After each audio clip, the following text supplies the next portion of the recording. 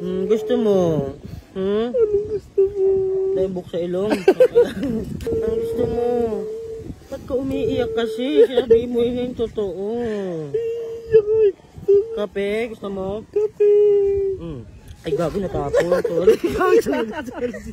Ang pahit ng kape. Ano? Pasit Canton? Pasit Canton. Lakasan mo, Pasit Canton. Nakasakaling kita eh. Ang gusto mo?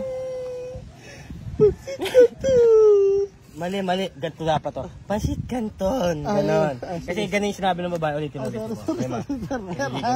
Tanga-tanga mo umakting talaga. 3, 2, 1, and go. Ang gusto mo?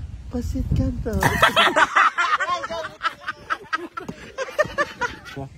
Ang gusto mo? Pasit Canton. Ang gusto mo? Pasit Canton. Tanga, yung ano na tayo. Hati tayo, mahal. Ano gusto mo? Hati tayo, mahal. Bakit ito acting yan? Wala lang din. Ako nga. Anong gusto mo? Pasit Umayos ka, kayo na pa ako nang gigigil sa'yo. Ano? Canton. Ano kinain mo? Canton. Anong flavor na kinain mo? Maanghang. Ano pang gusto mo? Bake? Gusto mo bake? Tangina mo, sumagot ka. Papatayin ko na to, pre.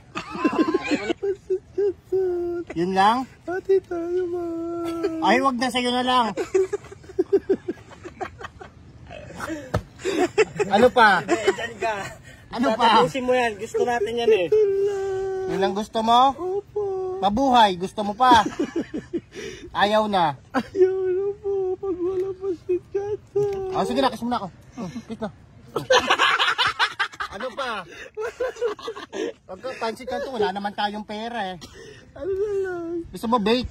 Bake? Sige, bibila kita ng bake ha, para matuto ka mag-bake.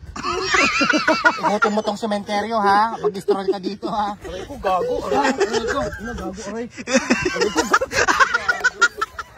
Anong gusto mo? Kung ang pang-uri ay adjective, ano naman ang verb? Pandesal. Kaya nga nakaganto ako eh. Ay, gago, sinampal mo. Gago naman eh. Inahudigi. Ito pala yun, no? Bacon. Na may? Pandesal. Brief ko na lang. Bacon din naman. Sino gusto mo kasama kumain? Si Andrea o si Francine?